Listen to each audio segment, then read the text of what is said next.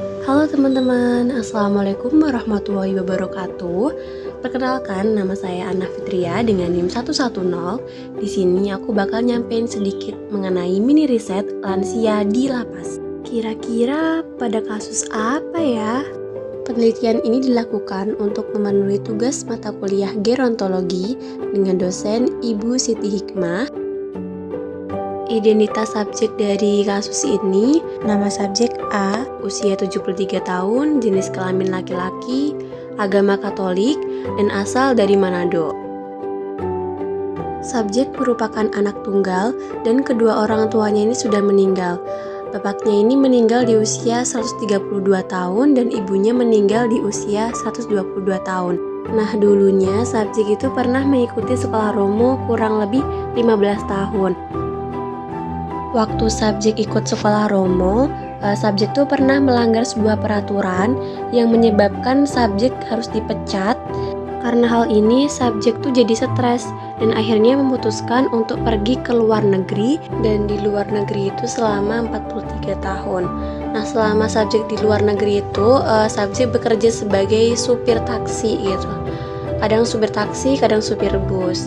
Nah, kemudian subjek itu kembali ke Indonesia ketika ia tuh merasa kalau di Indonesia udah aman gitu, udah banyak yang lupa mengenai permasalahannya yang dulu gitu kan. Terus kembali ke Indonesia dan tinggal di Denpasar, Bali, terus bekerja di perusahaan temennya.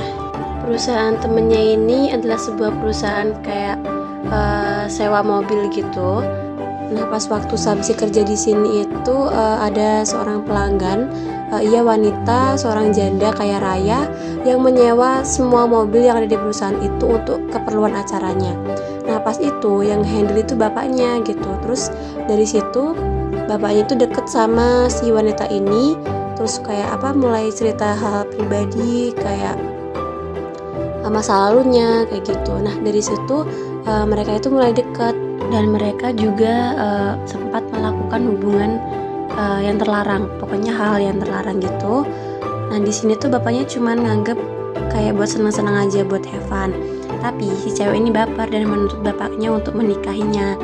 Namun karena bapaknya dulu ini seorang romo dan udah berjanji untuk gak menikah, nah jadi bapaknya tuh menolak.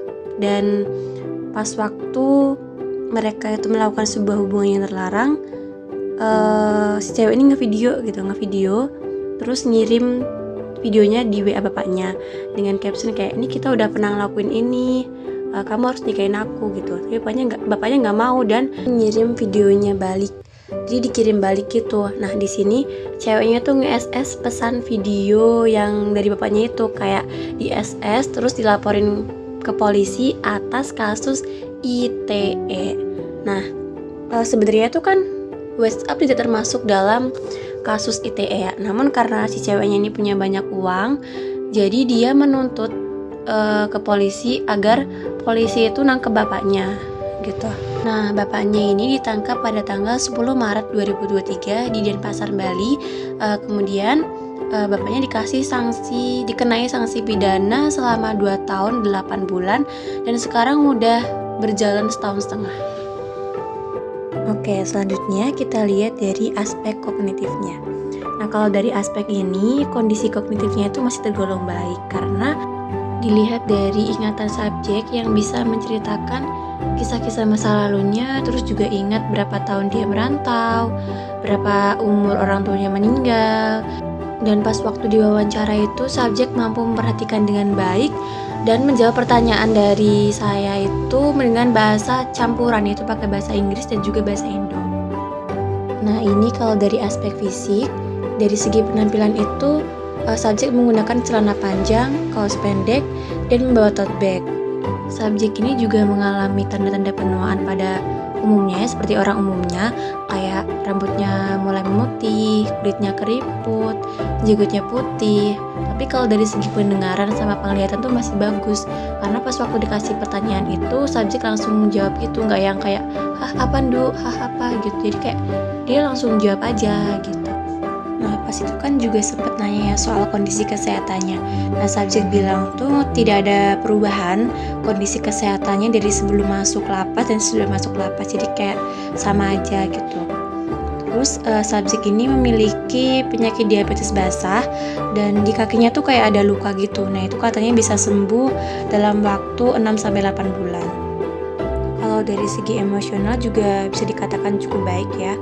Karena beliau tuh ngerasa enjoy gitu di lapas dan menganggap kalau ini tuh cuti dia setelah kerja bertahun-tahun gitu kan. Subjek tuh pernah bekerja selama 59 tahun. Tapi pas waktu awal masuk lapas itu subjek ngerasa sedih dan juga jengkel.